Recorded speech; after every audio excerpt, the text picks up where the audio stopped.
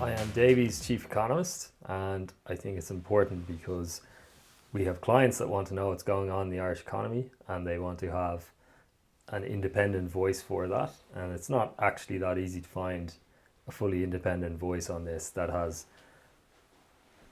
understanding, I guess, of the economy, understanding of why that matters to Ireland's business sector, a deep understanding of where the economy is going as well. So that's my job effectively. I'm there to inform our clients, various stakeholders about the Irish economy and where it's going, and that's what I do day to day. Where is it going? I think it's going in the right direction. Broadly, I think it's growing strongly, which is the first thing you want an economy to be doing. Economic growth gives you choices. If you want to see the absence of choices, just look across the Irish Sea, and the UK does not have economic growth. Austerity. Yeah, it's got a load of bad choices, and anytime they want to stray from those choices and get over their skis, the bond market tells them not to do that effectively, because they have high debt, they have weak growth, and that leaves you with bad choices. We have strong growth, we have challenges as well, we have to address those, and Ireland's ability to address those challenges is, I guess, allowed for by the fact that enough parts of the economy are working well, right? Notwithstanding those challenges. So that's what gives us options, and then from there we just have to manage risks. We have to look towards addressing shortfalls of housing, shortfalls of infrastructure, and that's really a key message that we have, is that the next few years, subject to making progress on those things, there's a positive story to tell about Ireland, which other countries would like to have as well. I'm going to come back to that, right? I'm going to pop that over there in my brain and try and remember to come back to it. Explain bond markets to me like I'm 5 years old. Yeah, governments tend to borrow money. The private Who do they borrow it from? The private sector generally. So, other countries have businesses. The country itself will have businesses, and the private sector generates surplus, profit. With that profit, they want to invest it. They might want to invest it in more business opportunity, so expanding their own business. They might want to invest it in another business because they think there's a good prospect for earning a return from that. Or they might want to leave it in a safer investment, which government bonds will be seen as. So there's kind of a baseline rate of return that you can get for an investment, and a government bond is seen as that. So governments have to borrow. They have to borrow to do things, to pay for new investments the government wants to make. They have to pay for previous investments that they've made where they borrowed money. They need to pay the interest on that borrowing. So government borrowing is totally normal. So it sounds to me the bond market is dictating the decisions of governments. To an extent. To an extent. So you said the UK has made some bad decisions, and the bond market is kind of underpinning those decisions or informing those decisions. Is that right? Yeah, in a similar way that they were informing decisions in Ireland not so long ago. So when you have very high debt, when you don't have high economic growth, that makes it difficult to finance the debt. Okay, so if you have very high debt and your economy is stagnant, you have high inflation, whatever it is, does that mean that your borrowing costs go up? Yes. Or, yeah, effectively, if you are a less appealing credit quality, if your credit quality is seen as lower, your cost of borrowing is higher. That's certainly the case. And you want to. They talk about credit worthiness as kind of hard won and easily lost, effectively. Ireland has had a long period of, at the start of my career, we used to always look at the Irish 10-year borrowing cost, and this was like a day-to-day barometer of where the country was possibly going in terms of would it need a second bailout, for example. So the private individuals whose wealth Davy manages, these are the people who are loaning their money to the government, or some of their money to the government. In that sense, they might be loaning money in a way to companies as well. They might be buying shares in the companies. They could buy shares in the companies. They could buy government bonds. They could buy bonds from semi-states, other organisations that issue bonds, banks, for example. It's all a form of lending. It's all a form of getting a return. Getting their return, yeah. So putting their money to work, getting a return, and trying to judge then which was the best bet, basically. So your job then is to have your finger on the pulse of all these things as an economist and as a researcher.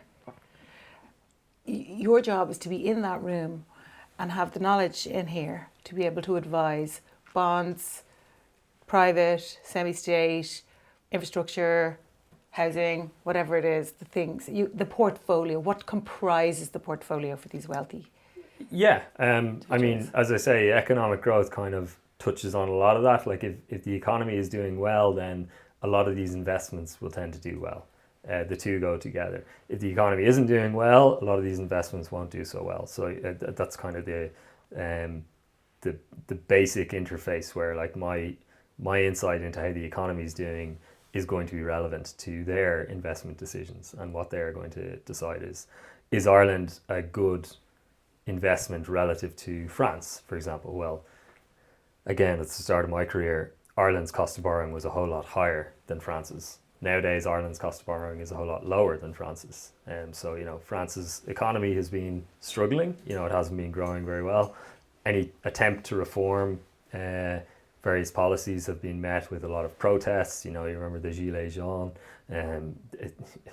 Macron has been really having a hard time lately towards the end of his term to make any progress on things. So, it's just been a really difficult time for the French economy. And the Irish economy, by contrast, growing very strongly. So, it's just comparing across countries. The French economy is much more, from my experience, it feels more socialist. I imagine it's a little bit, so there are elements of it that, the retirement age is lower than Ireland's. You can be younger to reach state pension age. And they talked about the 35-hour working week and this sort of thing. I feel like a lot of people in Ireland work a lot more than 35 hours a week, put it that way. We're closer to Boston than Berlin. In that sense, yeah. Some element of it is the structure of the economy too. So I think in France maybe they've got a lot of successful export industries, in fairness, like indigenous export industries where Europe, aircraft, cars, Airbus, and also luxury goods. So France is really Louis strong. Vuitton. Exactly. LVMH, the whole thing. Europe is sort of world leading on that, and France especially is kind of a world. So those leader. old industries. Yeah, exactly. And they had LVMH had a very good pandemic. And then they've been really struggling since then. I guess savings were really high in the pandemic, and people could spend an awful lot on some of these luxury goods. And now more recently, after high inflation, interest rates gone up, cost of living concerns, it's been really difficult. I won't segue into my favourite topic, which is buying designer stuff secondhand. Because there is a huge market out there of secondhand designer stuff. I would say that's definitely affecting them. I hear great things about vintage. Yeah, vintage. I'm obsessed. It seems like the way forward. All right. No, I mean France has got plenty going for it, but at the same time, you have to get the balance right. And you have to, at the end of the day, all of the things going on in a country, it all needs to balance out in a way where the economy is actually growing enough to make the government's debt sustainable, to make the government's choices set increase. France has not had that for a good while, and people are, they used to talk about the idea of Frexit after Brexit, which would be pretty disastrous for the EU if that were to come about. Yes. But that's the sort of pressure that's there, and I certainly don't hear much about Irexit. No way. So that's. I think we're all on board. I think we're on board. I think we've hitched our wagon to this, and it's been. So back to Ireland then, right? So, okay, the hot topics, the housing crisis, the infrastructure deficit. How have we arrived at this point?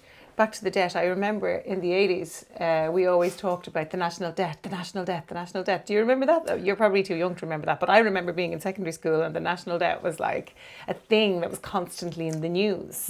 The journalists jumped on it and it became a kind of a barometer of our economy. You never hear about the national debt anymore. What's that? Yeah, I mean, I think we should hear about it more from the point of view that it is a very favourable position at the moment, I think. Like, Ireland's balance sheet in general.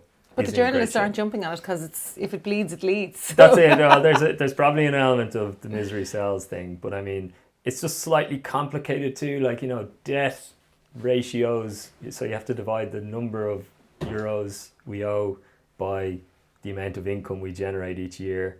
For businesses, this is totally normal. Like, you talk about a net debt for a business, and that's kind of a good barometer of, is the business adding leverage to its debt, or, its leverage and so on.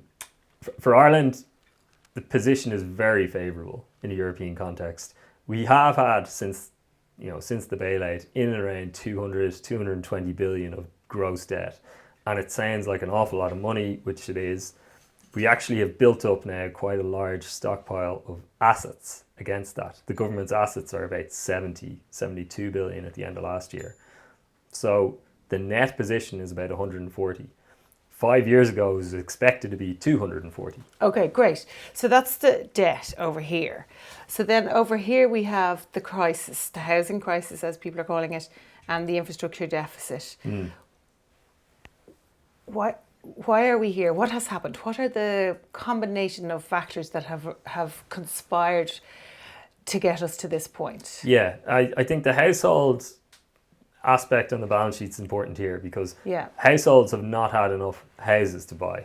Generally, the household sector is has been constrained in how much debt it can take on. I see. So it's the only advantage of the housing crisis, you would say, is that the financial balance sheet is in great shape. We haven't had to borrow much, and the borrowing that happened 20 years ago has been repaid over time, and then it hasn't been replaced with new borrowing, if you like. So the household's financial asset position is incredibly strong. So what help me to understand this. So when you say households, you mean private individuals in Ireland do not owe as much money as they did 10 years ago?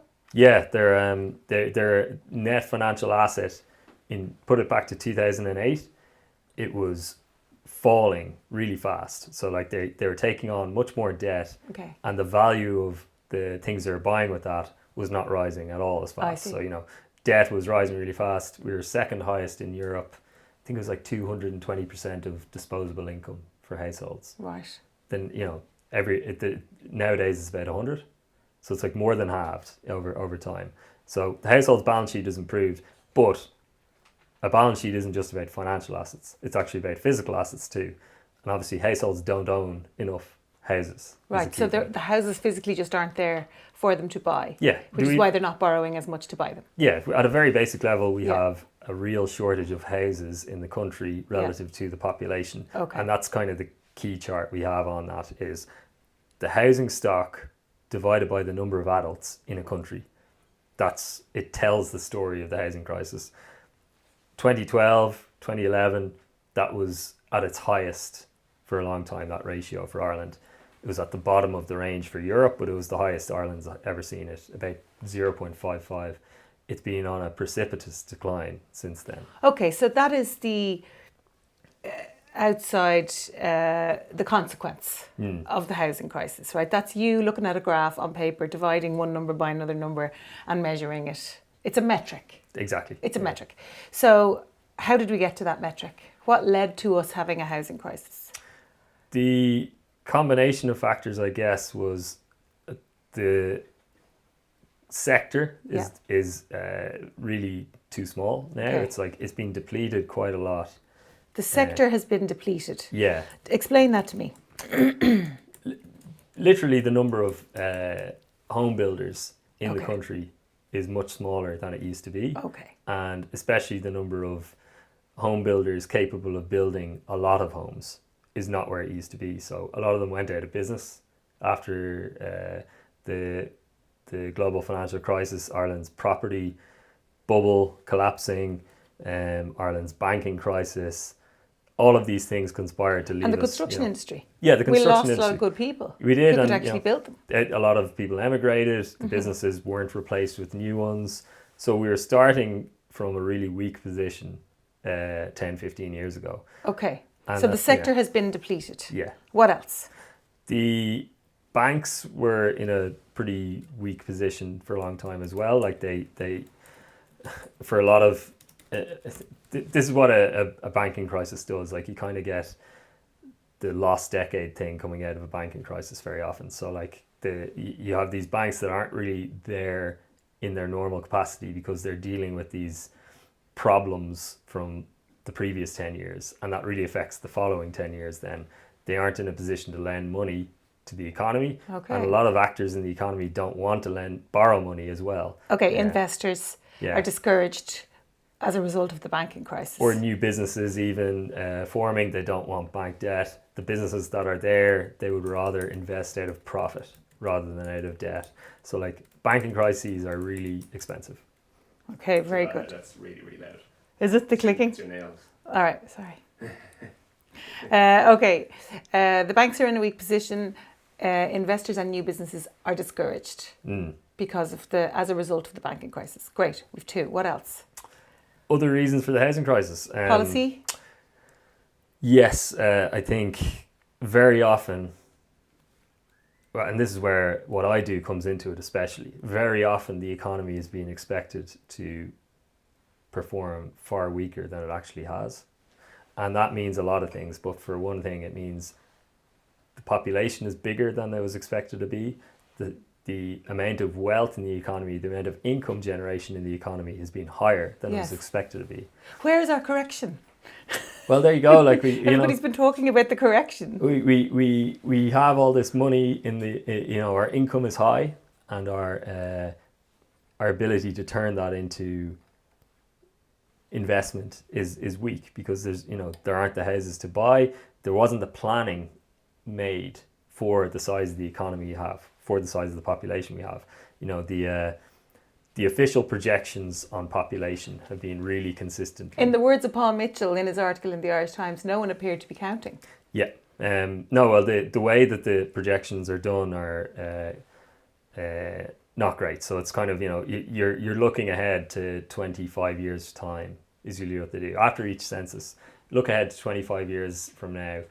What's the population going to be by then in a couple of different scenarios? What was it that created the sort of inability to predict the population growth? I mean, we had foreign direct ever since we were a third world country in 1988 when I did my Leaving Cert, 1983 when I did my juniors, or whatever it was, I can't remember, I'm too old.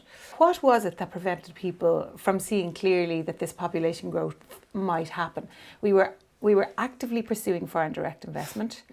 We were actively joining the EU and allowing free movement of people. People were becoming more prosperous. People were having more children. People were coming in from outside. How did nobody catch the population growth thing? I mean, we were 3.5 million in the 80s, weren't we? And now we're 5. Yeah, 5.5, heading for, we have 6 by 2031. Right.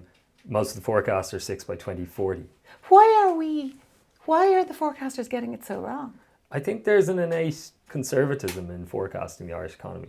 And where does that come from?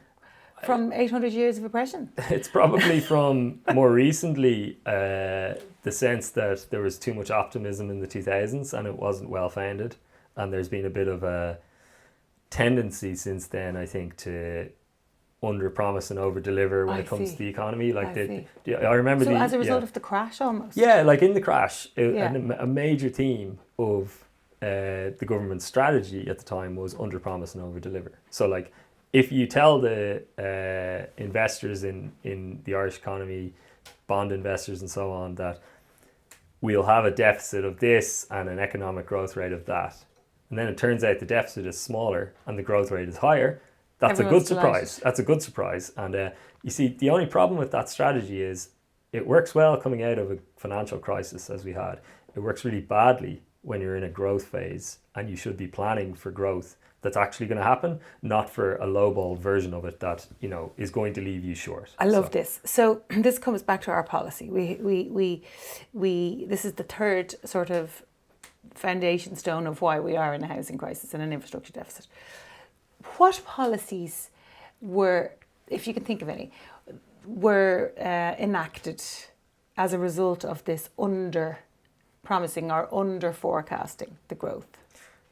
I guess in recent times, you've been looking to, there was a new national planning framework done, so that's going to add to the supply of land, which would be zoned for residential use. So the national planning framework became a pinch point during that time. I mean, the last one was a real constraint. Yes. And like, you know, you had a bizarre situation where lots of local authorities were de-zoning land for residential use because they had met. This was in the aftermath of the crash. This wasn't even that close to the crash. Like the last NPF, more recent. the last national planning framework was done in the, you know, post-Brexit sorts of years, like 2017, and the forecasts for population it was based on were way too low. And so you had all these local authorities where they were saying, we've done what we were asked to do, and now we are de-zoning land for residential use. And so they've been trying to reverse course on that very rapidly now for the last year or so, trying to get the new national planning framework over the line. Based on that, the new national development plan last year, and then most recently you had the accelerating infrastructure task force and action plan. So like those, last year there was a lot of policy movement on this, which are addressing the constraints. Addressing, like I suppose, like when you're talking about the what is going to be possible over the next few years is really determined by these master plans. Effectively, like if it's not allowed for in the master plan, there's no upside potential beyond that. You know, this is the maximum that could potentially be delivered, is what's based on those plans. So yeah, those plans are really important. My concern is that they are still slightly lowballed, right? That we might be starting to address the year-to-year need over the next couple of years, maybe by 2029 or something. You know, if we get to 60,000 homes, say, that's what you need in any given year to meet kind of the combination of sort of new demand, and you're starting to address pent-up demand. But addressing pent-up demand for all of the years of underbuilding is going to take more than that again. It's going to take a long time, basically, as well. So what will it take to release the stopper now? So we have lost a lot of our developers, our smaller construction companies who were building, 20 houses, 30 houses. We have a few big players. We have our Cairns, our Glenveagh, Ivara, Sisk. You know, there's a few kind of private names as well as the public guys. Yeah. So we have a small number of players who are capable of building large amounts of apartments. How do we, Land Development Agency? Tell me about the Land Development Agency. I want to know more about this mechanism for delivering homes. It seems to be working from the outside looking in. I think it is. Yeah. We're in Knockline here. John Coleman's from Knockline, so you know, he's on our side. I think it's a good model for.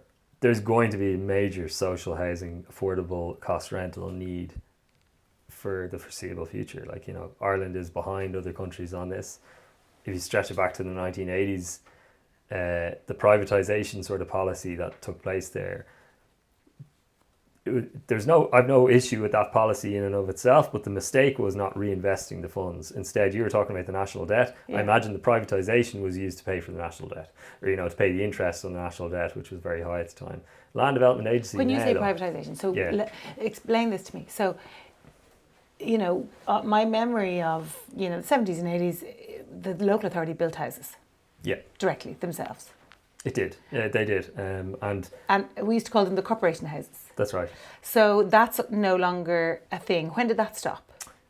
I imagine it was gradual, but over time, Yeah. the skills that are needed to achieve that were moved into the private sector, out of Yes. the local authorities. Yes. So the focus for the local authorities switched to other things, and the knowledge base for doing that was gone away with. So you now have the beginning of that being replaced in kind of the public sector broadly, and that's the Land Development Agency is crucial to that.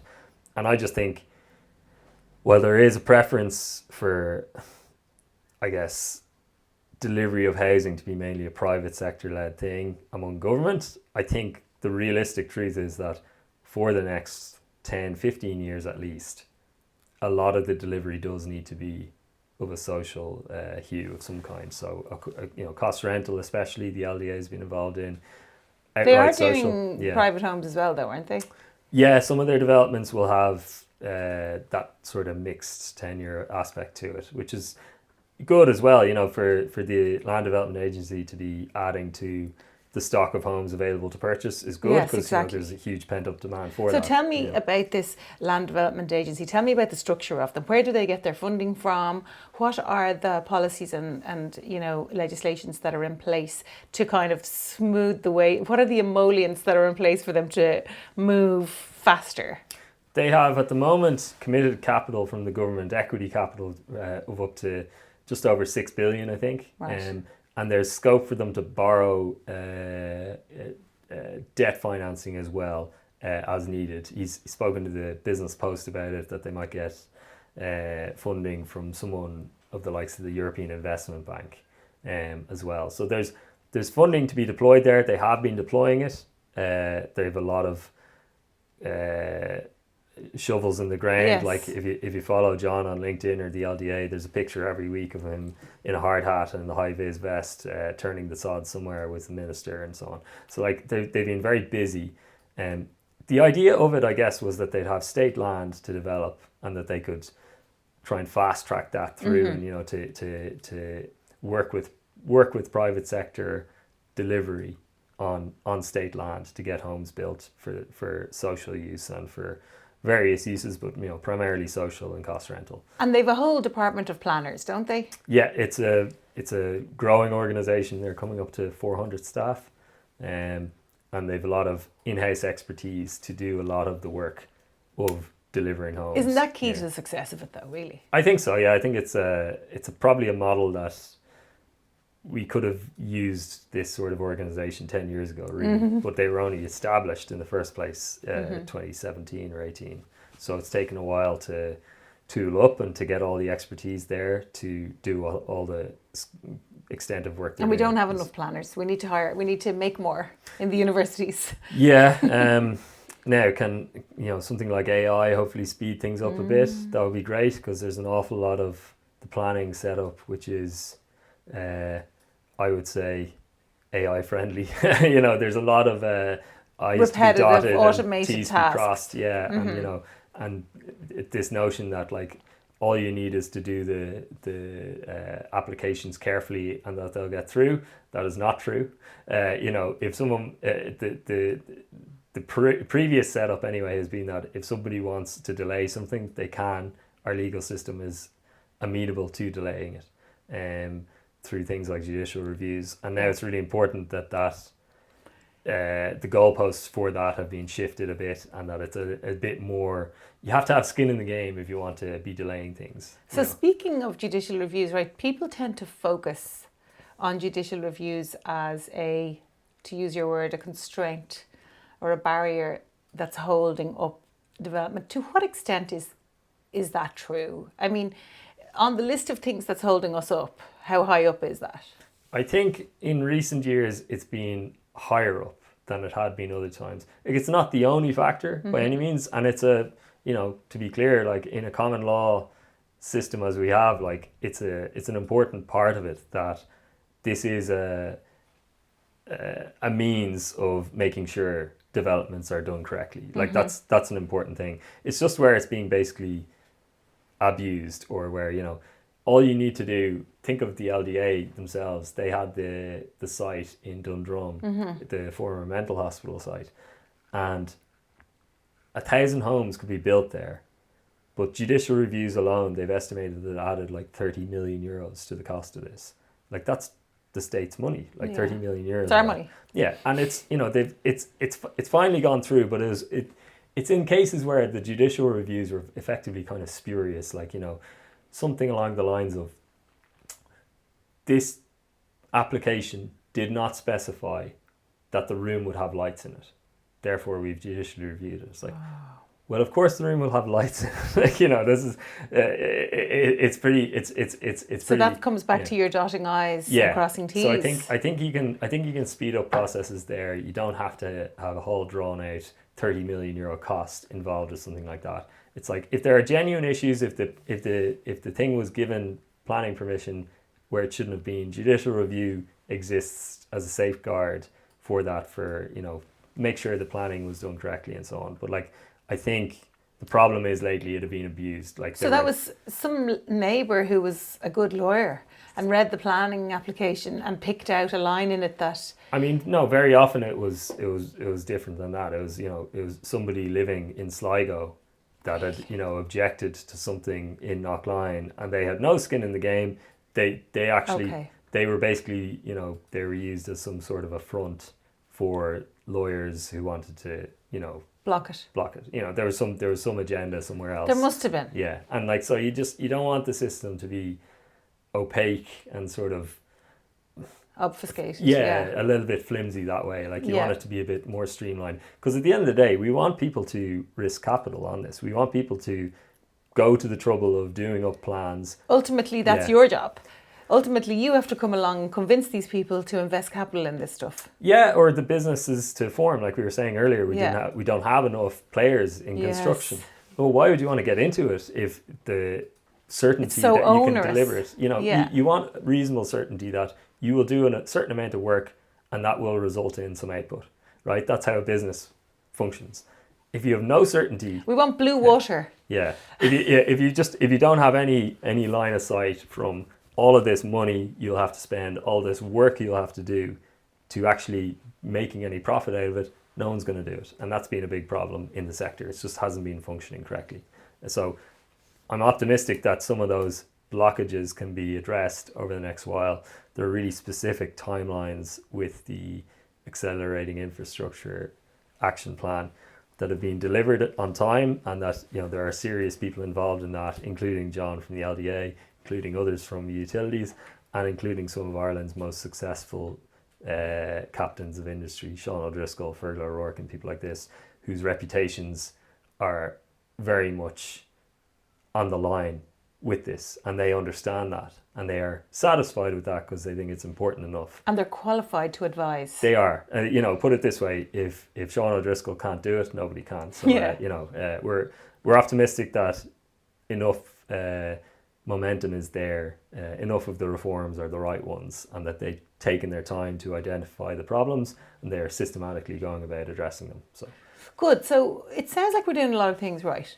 We were doing a few things wrong. It sounds like we're doing a lot of things right now. Are we doing enough? Should we be doing more? What could we be doing better? Yeah, I mean, the place isn't perfect. Let me be clear about that. Like, there's still loads of problems about life in Ireland, and at the end of the day, it's not great that we are so open to things going wrong in the Middle East, and then we haven't done enough investing in energy security. We haven't done enough with the green transition. The quality of life in Ireland is not as high as it should be. You have these charts. Sinead O'Sullivan had one recently where we are a rich country in reality. Like, we have high income and we have poor infrastructure. That adds up to people feeling cheated a bit, or that their quality of life isn't 100%. What it should be. Yeah. And those are legitimate grievances. Yeah. I think I agree with Sinead that like some of the protests that were happening in March into April, that was as much a reflection of the cost of living as it was that our infrastructure isn't where it needs to be, and that we are exposed to things like that happening. So, I feel like there are lots of things that still need to be, is the balance of the whole thing where it needs to be when you think about it's been a long period now of kind of constrained housing market. So a lot of people have been losing out from that. Like a lot of people have been paying much higher rent than they should be. A lot of people haven't been able to buy when they should have been. And that's lost time. That's a feeling of unfairness. There are arguments then about the tax system, whether it's, you know, appropriately balanced. So it's not like everything's sorted and, you know, they can pack it up and go home. Like there's still going to be work to do. But as I say, at least being able to start addressing these things, that is facilitated firstly by having an economy that's growing. You do not want to be in a position like we were previously where we have no choices, really. We just have to batten down the hatches and try and right the ship a bit because the economy isn't growing. We have to borrow. We're relying on kind of the phrase from the UK. He's now the Canadian Prime Minister, Mark Carney, was kindness to strangers. You don't want to be relying on the kindness of strangers. You want to have enough domestic resources and generation of those resources that you at least have choices to start addressing all of the problems that exist, because every country has problems. Don't get me wrong, like every country has problems and Ireland has problems. There seems to be housing crises in loads of countries, loads of developed first world countries. There are, yeah. I think their problem generally is that things are expensive, and that's true in Ireland as well. But that's only one nexus of it. Ireland is really standout for supply. You know, we are legitimately way below. You know, this is the thing. Like, if I was to move to London, I thought about moving to London before. If I was to move to London, I'd pay through the nose for somewhere, but I'd find somewhere. Like, you know, if you live in Ireland now, you pay through the nose for it if you can find somewhere. Yeah, there's quite a lot of supply in London at the moment, isn't there? There is, The UK economy's been kind of, up and down, and London's been kind of.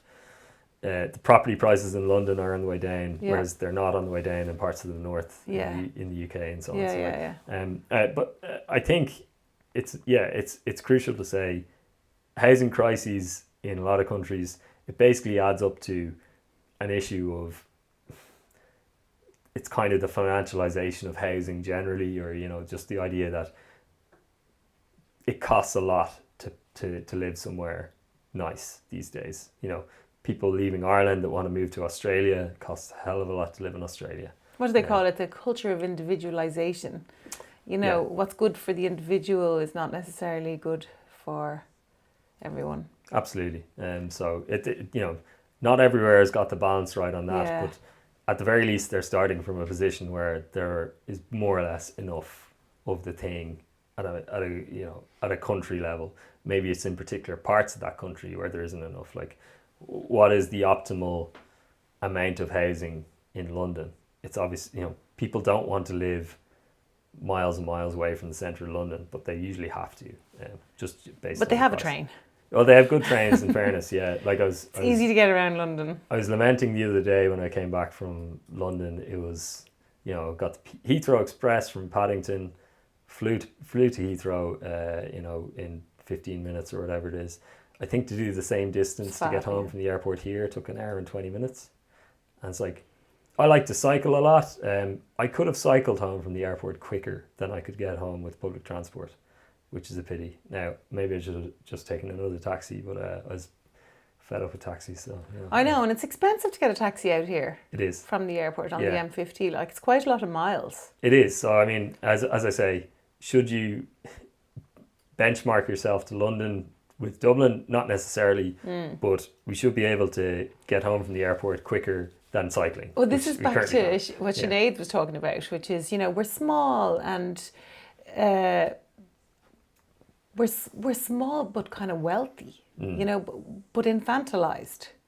So we're like children with pocket money, and we're not quite sure what to do with it because we haven't had centuries of being rich. No. Like a lot of these other economies. Yeah, we are new money. You know, in the 80s, as you were talking about earlier, there was effectively no economy to invest in. Now there is, and it's happened quite quickly in the grand scheme of things. Like a lot of the countries we tend to compare to now, Western Europe, the UK, they went on huge growth phases after the Second World War. Yes. Ireland did the opposite. Yeah. We supplied the labour in a lot of cases for these countries. The London Underground was built with German money, wasn't it? And Irish labour, no doubt. So like, you know, it's the best and brightest would have been leaving Ireland. That's actually a really good what's the word, symbol of how it was built with German money and Irish labour. And in fairness, we just, you know, the human capital that would have been available here to develop wealth, to develop the business economy, wasn't here. It was abroad.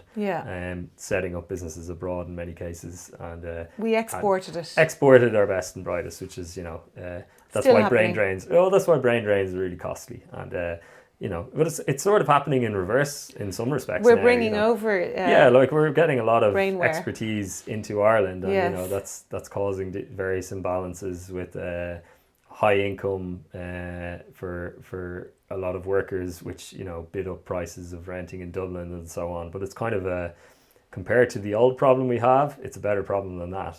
Yeah, in terms of the reverse brain drain, like what's happening now in my world, in the construction world, is that an awful lot of Irish construction companies, mechanical and electrical specifically, are exporting their expertise, their approach, their methodology to build these data centres all over Europe.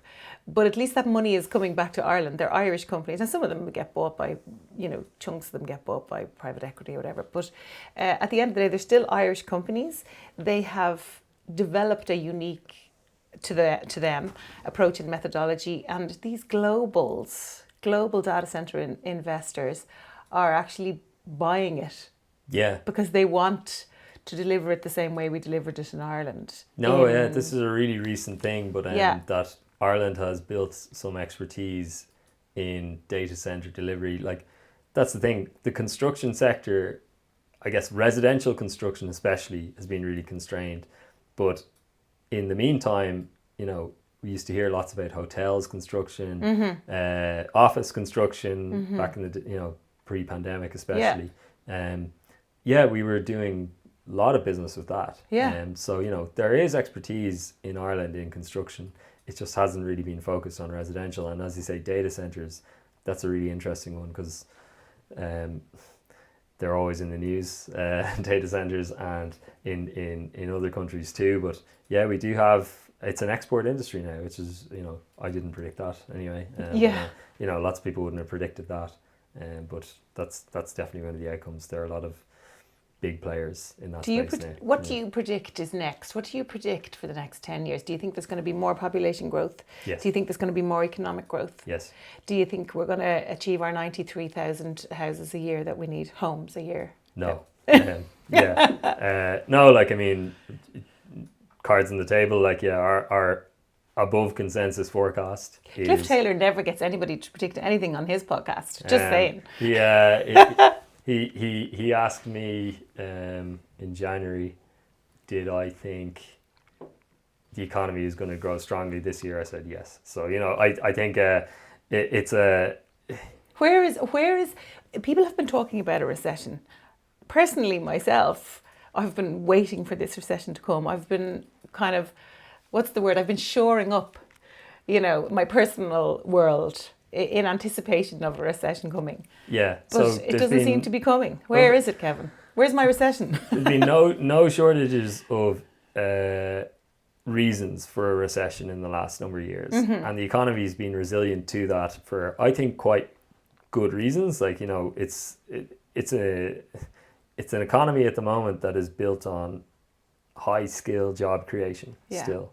And that's a good exposure. Like, you hear about it in the context of AI or in the context of FDI as like, this is a risk, and that, you know, we could have the rug pulled out from under us because of the high skill. Like, I don't look at high skill job creation as a negative. You know, I think it's a real positive. Like, you look at the UK at the moment, you look at the US, any analysis of their labour markets is basically negative growth in above average wage jobs. So it's going to be blue collar kind of jobs? Yeah, I mean, like, one of the main things driving US payrolls once a month is healthcare. Like, healthcare is the thing driving, and that's not all doctors, that's a lot of nurses, it's a lot of, not necessarily high paid jobs. Yeah. It's just healthcare generally. It's not your... Could be manufacturing of the... whatever it is they need, the drugs. I mean, manufacturing hasn't been a big positive. It's been, it's kind of like they've basically had tough labour markets in the UK, the US. Ireland's been the opposite. So Ireland has continued to see the above average wage sectors growing, the below average wage sectors also growing, but less quickly. So it's been a high quality growth story here. And we still see that, like you hear the headlines about tech, Meta, Covalent, all this sort of stuff. That sector has not been doing as badly as the headlines might suggest. There was the tech crunch a few years ago. Yeah. It had got to 125,000 in the payrolls numbers. Yeah. It fell to 120. Yeah. It's people are finding jobs. People in those jobs are high skilled people. They have transferable skills. They've worked in corporate world. They've worked in tech world. And there are so many SMEs who would welcome them with open arms. And then you think that's the sort of the labour supply angle, like Ireland, the chart on this as well. We overtook Luxembourg last year for the highest educated employment force. We're 60% of employment is third level educated. And that's gone up about a percentage point a year for the last 10, 12 years. So way ahead of the US is 45, Euro area is 38. Wow. Something like that. So we're miles ahead of all those places. Luxembourg for years was the highest, I guess, because it's a tiny country and a lot of its employment actually doesn't live in Luxembourg. Yes. But in Ireland, we've kind of been bringing in skills. The labour force here anyway was high skilled. So we've kind of niched down on because we don't have natural resources. The only people talk about wind as a natural resource, but we don't have much in terms of natural resources. We're not wealthy in terms of gold or coal or oil or any of those. We had gas, but I think we gave that away to someone. Gave it away, all right. So no, it's not. So our natural resource is the brainware. It seems to be, it's the EU membership. It's we are the island of saints and scholars. That's right. After all, and no, it's a reputation that's been built up. As I say, these things are hard won and easily lost. Yes. We have to keep driving it, is your point. We have to keep... There's a mix of stuff there. There's certainty over it. The role of the IDA is really important on all of this. Yeah. I think that channel of growth has long been expected to slow or disappear. I don't expect that. And I think you add in this kind of domestic capital spending, housing, really domestic construction kind of activity on top of that. That adds up to faster growth for the next few years for me, whereas all the forecasts are for slower growth. Construction boom, bring it on. It's what we need, absolutely. So it's one thing if you're saying, did we get the World Cup or something, and you're going to build a load of stadiums that after the World Cup you won't need. Then you're into your that's sort of your white elephant sort of, you're investing, ego. But is it really going to actually be productive investment? Yes. I think the clear argument is that all the investment plans in Ireland are, if anything, going to be insufficient, and it's not therefore going to be unproductive. It's going to be you heard it here, Michal. I tag you in this one. Okay, so final question. We have traditionally favoured the sprawling housing estate outside the city. Are we halting that now? And what are we replacing it with? The planning framework we have and the targets that we have definitely involve more apartments construction. They're not going to be all that tall. We don't tend to build terribly tall. We're in a 3-story house here. Yeah, and this is rare. The tallest thing around. I can see the whole city. Yeah, practically. It's worked up till now to you can argue, has it worked as well as it should have? Probably not, but it's been just about adequate to build low rise. But we could be doing density a bit better, and that's not necessarily just high rise, but it's a bit more balanced version of it anyway, where instead of 4 stories being the highest, what about 6? Or instead of 6 stories being the highest, what about 8? And parts of the city are going higher now. Yeah. So it's being kind of very gradually, I guess the high water mark, if you like, of height is being edged up and up. And, the rising tide. Yeah, well, I mean, for the years, wasn't the Elysian in Cork was the tallest building in Ireland? I think it was overtaken by Capital Dock in Dublin. Yeah. And now, sure enough, last time I was down in Cork, you can see they're building now the new tallest building there. Not to be outdone. Oh, you see it when you just approach on the Dublin Road. You will see this building and it's going up, and it will be, I think very gradually the tall building aspect is coming back on. But no, we have generally done sprawl. We need to build where we're building and leave the green spaces green.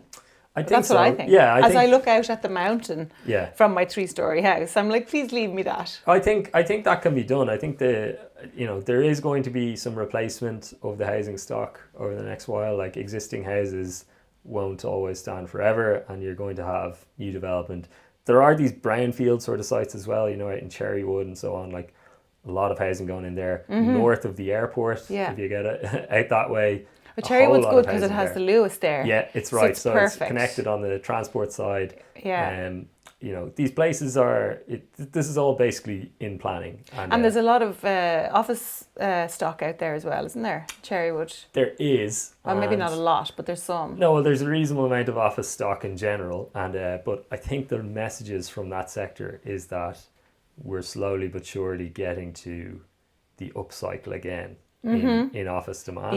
Like, for a long time there with work from home and with kind of post-pandemic times, there was too much office stock. Hybrid and all that. They're all coming back now. They're all being told to come back. We're pretty much, we're hitting towards the upcycle there. And there's good sound out of IRES this morning, actually. They have their AGM today, but they're agreeing with the message that international capital is looking favourably at private rental investment again. So that's good because, as much as the LDA is going to be busy for the next while, I think the likes of IRES and private rental development needs to be busy too to make any inroads on this. We need more apartments. Who's going to risk capital to build apartments? It has to be some private sector as well, I think. Yeah. What happened to PRS? PRS was a big thing for ages. Yeah. And I remember we used to live down in Harold's Cross, and there was a PRS scheme at the top of the road, and we all kind of moaned about it. The whole neighbourhood moaned about it at the time, and because we had a big green field, and we knew the green field was going to be built on someday. But then when it was built, we all loved it. Yeah. And I've completely changed my whole attitude to that through that experience. I'm a big fan of the one not far from here, which we talked about before, which has Knockline's first restaurant in it, in Two Oaks. Two Oaks. It's, I think, the local version of PRS here, Two Oaks. I'm sure there was plenty of opposition to it. However, it has resulted in Knockline's first restaurant, which is a huge plus. And a little Tesco. A little Tesco. It's, the traffic is busier. There's also a 24-hour bus route right beside there. There's decent cycling infrastructure. And as you said, the people who objected to it and moaned about it probably had the value of their homes increased by it because it has improved the area. Yeah, absolutely, yeah. The amenities there just didn't exist before. And it's lovely. It's got that yellow brick and the two oak trees. Yeah. It was very nicely done. And just compared to what it used to be there, it was one house. And that was PRS. So the people in there don't own their apartments. It's I guess is it 700 or something apartments all in, and it was built with international capital. Somebody risked international capital to put up those units, and there's a lot of nice homes in there.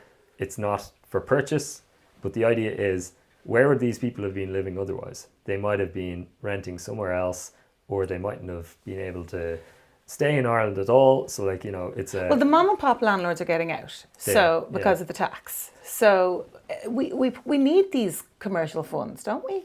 Yeah, I think, especially when you ask tenants themselves, they would rather have professional institutional landlords than the mom and pop landlord, which might not be as reliable, or in some cases the institutional landlords, they're there for the long haul. That gives you some security of tenure.